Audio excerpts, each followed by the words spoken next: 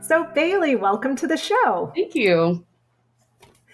Let's start off this conversation by having you tell our listeners a little bit about yourself. How did you get into property management? How long have you been in the industry? And how long have you been at Rembrandt Park? For sure. So, Rembrandt Park is kind of my first foray into property management and the industry as a whole. I've been here for about 2 years. I'll hit my 2 year anniversary on the 29th of June. And that will actually make me the longest sitting manager at Rembrandt Park since CBW Properties took over the property. That was about 7 years ago. So it's a pretty big feat. I'm pretty proud of it. Funnily enough, I got into property management. I was working as a CNA a couple years ago and, trying to figure out where to live. My husband and I were getting ready to get married. And so we were looking for an apartment. And my dad actually went to high school with my current boss. And so we knew she did property management. So we asked her to see if she had any vacancies, and she didn't, but she's like, hey, if you're interested in a job, I think you'd be really great for it. I'd love to have you interview. And so I did. And that's how I got here. And they took a chance on somebody who had never done anything with the industry. I hadn't even lived in an apartment until I got this job. So it's been a huge learning curve, but it's been a blast. Awesome. How very serendipitous. I know, right? Definitely worked in your favor. Yeah. Um, so, I'd love to hear a little bit more about your day to day. What's your favorite part about being an on site manager? What's your least favorite aspect of the role? Tell me all about it. Yeah. So my day to day can vary pretty drastically depending on the day. I do have a dead hour between 9 a.m. and 10 a.m. That's where I get the opportunity to walk the property, pick up trash, clean the clubhouse. And that's also where I listen to all of my voicemails, check text messages, emails, kind of get everything ready for the day. I also take the time to make a written list of everything that I have going on that day. It just really helps me organize my priorities, and I get just a big sense of satisfaction crossing everything off that list. And depending on what time of the month it is, that is what's going to drive my daily activity. I could be drafting a bunch of leases, doing lease renewals, tours, scheduling turns. So when someone moves out, we call it a turn to get that ready for the next tenant. But it's just myself and my service tech. So we're always kind of just running around, putting out little fires here, doing little projects here. So it's a lot of variety. I think my favorite thing being the on-site manager is I like being able to help people find their home and not just their place to live. We have had a lot of people that come from, homelessness, or people who have never rented, maybe people who got caught up in the wrong crowd several years ago and are just looking to start out. So being able to help them through the process, give them that chance and see them succeed is super edifying for me. And I think, maybe my least favorite is probably equal to two of them. Rent increases. I hate giving rent increases because you immediately become the bad guy. And then difficult tenants can be a negative factor of the job. Landlords aren't a really well-liked occupation. There's not very many people that I know of that can say, oh, I love my landlord, right? And it's really sad because most of my colleagues, I think, are really good people. And, you do have to be the bad guy sometimes, but as a whole, you're really just trying to help the tenants and make sure that the property is as good as you can make it. And there are some people that just will never be happy no matter what you do, but trying to help resolve any difficulties that those tenants may be experiencing is a challenge, and can be really cool when they come into your office yelling and screaming and then they laugh they leave saying thank you, So yeah, that's definitely the difficulties there. Yeah, yeah, I can imagine. Definitely sounds like you do a lot. Yeah. And based on what you just said, it sounds like, one of the primary things you do is interacting with residents. And so that's what I want to touch on a little bit more here in my next question for you. Okay. I'm curious, what's your personal definition of two terms? The first being resident experience, Mhm. and the second being resident experience management. As an on-site property manager, what do these terms mean to you? Yeah. So I would say the definition of resident experience can really be encapsulated in the quality of the events that occur and the interactions that a tenant has with staff and community members during their period of tenancy. And so, as the resident experience manager or the on site manager, my job is to facilitate, a good experience. I'm there to make sure that they have a smooth transition into the apartment, that they get settled. I'm there to make sure that they feel cared about, heard, taken care of if difficulties or issues arise. And then when they do eventually decide to move on, I'm there to help make sure that it's a smooth transition out. So, how you handle every experience with a tenant is very key. I mean, people are psychologically more likely to remember negative experiences than positive ones. And so it's really important to take advantage of every experience with a tenant or every interaction with a tenant to make it the best that it can be. And sometimes that means going the extra mile. Sometimes that's just lending a listening ear. I feel like sometimes I'm a part time therapist with this job. And so people just really want to be heard and feel like they're taken care of. And I think that that's going to be the key to a positive resident experience. That's so funny. I feel like we've had another guest describe themselves as an on-site therapist too. I think there's probably something to that.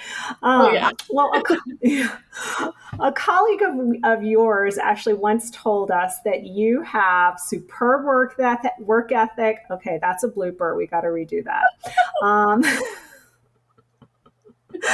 Okay. A colleague of yours once told us that you have superb work ethic, that you're reliable, efficient, and have amazing communication skills, and that you have impacted their life personally in so many ways. And I have to say that that is quite an endorsement. Yeah, I'll Um, say, I'm like, that's really nice.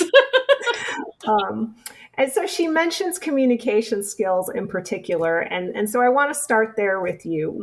What role does effective communication play in team building on site, and how do you ensure clear and open communication amongst your team members and colleagues? Definitely. Well, our team, it's me and my service tech, Doug, for the most part. So we're the ones that are interacting more often than not. We do have our general team that we interact with a lot, just not as much as Doug and I do. And I don't think you can really have an effective team without the effective communication. This can be a little difficult to achieve sometimes because everybody communicates a little bit differently. But generally, we see when things go awry, it's typically from a breakdown in communication. My service tech and I, when we first started working together, we kind of had a little bit of that rough patch because we were both brand new to the apartment industry. We were both trying to figure out a new job while also trying to deal with tenants and situations that were coming up that even my bosses hadn't ever dealt with before. The crazy stuff that happens in the industry. And we sat down and we both kind of hashed it out, and we recognized that we both have a different role to play in our team. It's my job to kind of field those calls, field the work orders for him, and I get all of the necessary information narrowed down into a list for him. It makes it easier for him to, gather the tools that he needs to come up with a plan of attack for whatever maintenance order he's working on. My goal is to make his life a little bit easier. And in turn, when he's working on an issue, it's his job to communicate back to me if the status of a work order order changes, if we need to get somebody else involved, or just to let me know, hey, I went in, I did this and this and this, and I fixed it. And then I can communicate that back to the tenant. So being able to work together and understand our individual roles has been something that has benefited us a lot. And I know for him, working off of lists and written communication works best for him because it organizes his thoughts a little bit better. I myself, I like to really explain my point, explain my thought, and be listened to before he asks questions.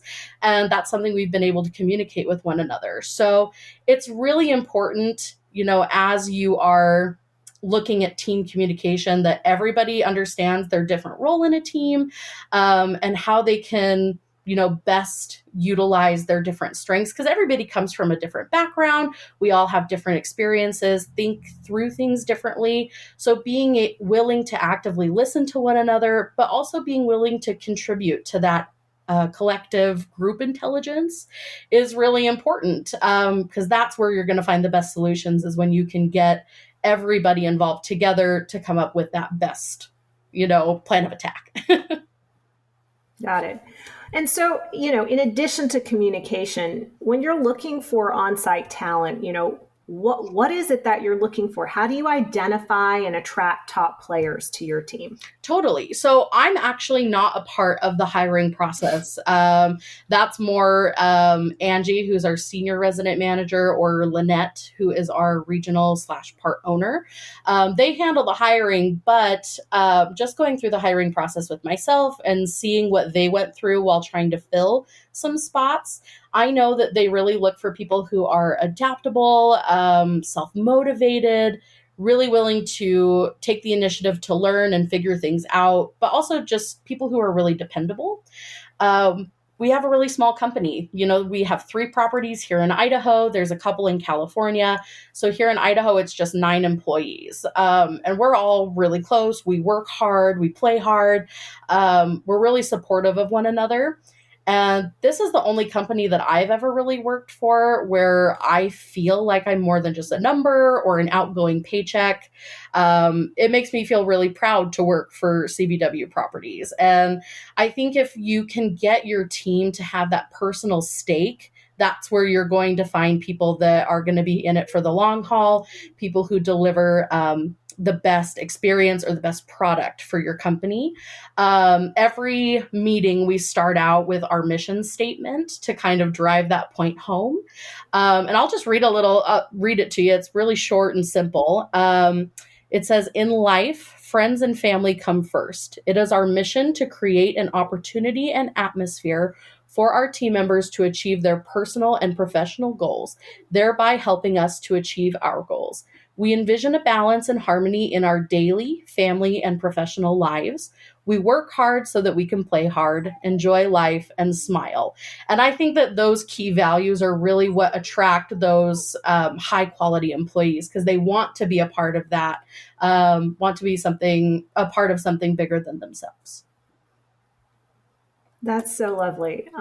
You talked about how much core values mean to attracting, retaining the right employees. And you told me a little bit about your job. It sounds like there's just so much that you do. And so I can't imagine that employee engagement isn't a huge focus for your team. Talk to me a little bit about employee engagement. Are there steps that you or your team members take, or that you've seen others in property management take to motivate and engage their on-site teams?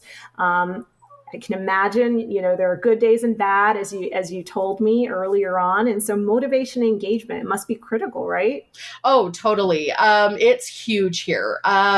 We meet frequently as a team. 1 month it'll be all the managers getting together. 1 month it'll be all the maintenance guys getting together. And then the next month it's an all staff meeting. We also do I think it's quarterly now. We do just a meeting or an activity with the on-site manager and their corresponding service tech. So we've done like a smash room or escape rooms to really build our bonds with each other. But we just come together and we talk about the issues that are happening at each property, how we can better be aware of what's going on. And that gives us the opportunity to set expectations. We also are able to attend lots of different conferences. We just got done with our 2023 Fair Housing Trade Show. And there was a motivational aspect to that because we had a motivational speaker, and we all kind of came away from it, with some ideas on how we can improve our property and be more effective.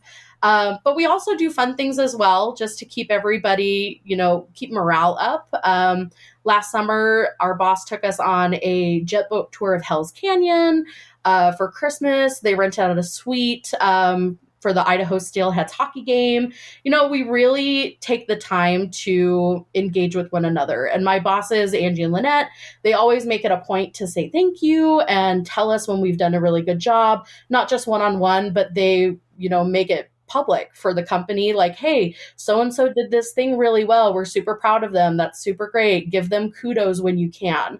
And at other jobs, I felt like I only really got talked to when something needed fixing or I did something wrong, but they really go out of their way to make you feel like you're doing a good job, that your effort is recognized. And I think that that's something super important, is that you are recognizing all of the good that your employees do, so they feel appreciated. When they feel appreciated and taken care of, they're going to stick around longer. You're going to, see them staying later to get stuff done or going that extra mile for tenants. And that's going to contribute to just the overall culture of your company. So.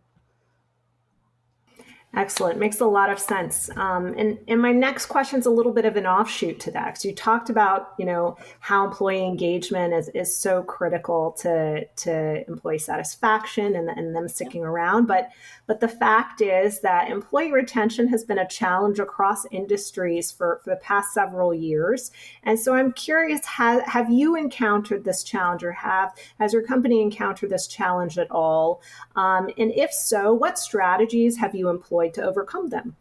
Yeah, so we don't have a lot of turnover at this company, for the most part. I mean, Shivani at our Westridge location has been there for 3 or 4 years now. Stacy at Benchmark has been there for 5. We had in the beginning a little bit of an issue filling a service tech position. It took them a little bit. And the outgoing service tech, one of the big things that he stated in his exit interview was the fact that every service tech was required to be on call at their property 24 hours, 365.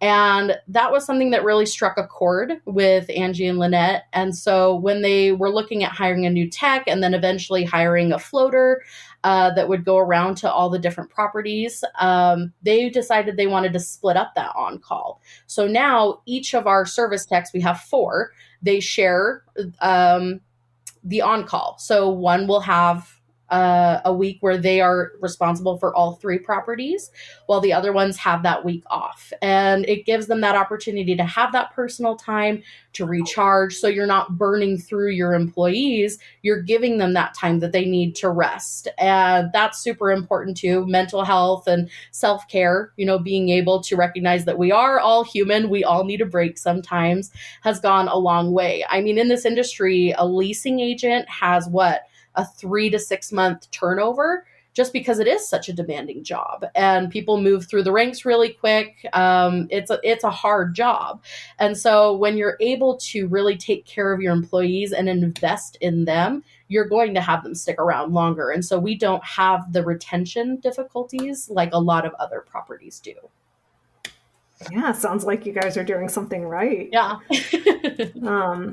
Well, the pandemic certainly had an impact on the real estate industry as a whole. And so for my next question, I'm curious, what, if any, lasting impacts has the pandemic had on on-site operations? What's changed since then? What's gotten better, more difficult? Yeah, definitely. So I started working for the company in 2021. I worked through the whole pandemic as a CNA. And so I saw a lot on that end. But even just coming into this industry later in the pandemic, we're seeing a lot of people who took advantage of the emergency rental assistance program during that, what was it, the eviction moratorium. And a lot of people were using that ERAP funding so that they could, pay their rent, but they weren't necessarily saving it. And so ERAP has a limit of like 18 months, I want to say. So we're seeing a lot of people who took advantage of that ERAP program. They're hitting their 18-month limit and they're moving out because they can't get any more assistance. They can't afford to pay their rent. So that's made it really difficult for turnover. We're having a little bit of a busier season. And with how crazy the market was, we were losing people, but we were gaining people like crazy. And now it's starting to slow down a little bit. People are getting a little bit more settled now that the pandemic has been officially declared over by the World Health Organization. But we're still experiencing some of those effects. And another effect that we've been seeing is it's harder to get tenants to engage in their community. With the events that we have here on the property, every year we do a tenant appreciation barbecue, for instance. My first year that I was here and putting on that barbecue, I had only been here for like 3 months, so I still didn't know everybody. Nobody really knew me. They were still kind of getting back into the swing of things of being able to go outside and be around people. We had 3 or 4 people show up, and I have 136 units here. So it wasn't a really good turnout. So the next year, so this would be last summer, I really, wanted to make sure that this was a fun event, was a good event for people, and that we had a lot more turnout. And we had a lot more people show up. I think we had 20 or 30 people. So I'm like, that was a huge jump for us. And being able to see these people starting to come back out and get to know each other, and really come together as neighbors has been something that we've been trying to get back to. I love that. Yeah.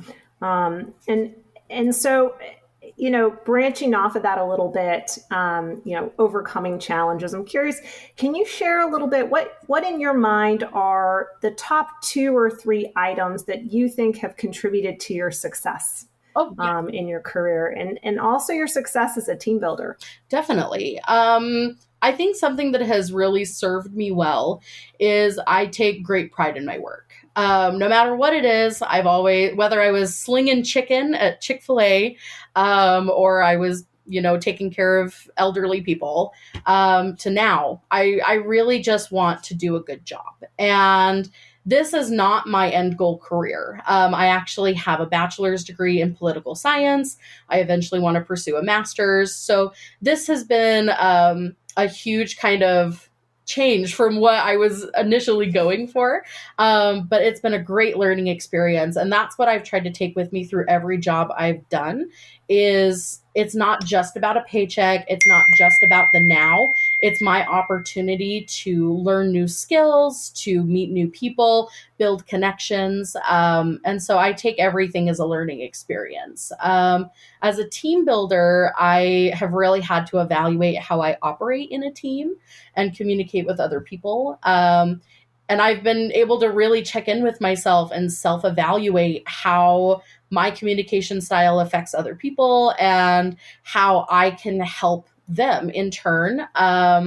It's really important, I feel like, to check in with yourself and ask how you can help your team, how you can build them up and just be more effective. But just how to make the property a better place. And so that's something that I'm always seeking to do. I also am really people driven. So any job that I have had has a customer service aspect. And I don't think you'll find a lot of jobs that don't have a customer service or a people interaction aspect to them. And so just really caring for people and what they're going through and wanting to make things better experiences for them has really served me well, and helps you just in a team too, because you're going to invest in your team members as well. Well, Bailey, I have very much enjoyed this conversation with you, and I'm so super cool. grateful. Yeah, I'm super grateful you took some time out of your day to chat with me. I just have one final question for you, since good people know other good people. Is there anyone you might recommend we have on a future podcast? Yeah, no, that's a great question. I know some people that I think would be really good at it, but wouldn't necessarily be too thrilled unless I ask them first. So let me ask around and see who I can come up with, and I can definitely email you on that. Absolutely, I get it. All right, well, it was great to have you on, Bailey. Thanks so much again, Thank and I look forward you. to our listeners hearing this episode. Awesome. You have a good one. Don't miss an episode. Subscribe now to the Resident Experience podcast on your favorite platforms like Apple, Spotify, and Stitcher. You can always access episodes, including guest details and transcripts, on Zigo's website, gozigo.com.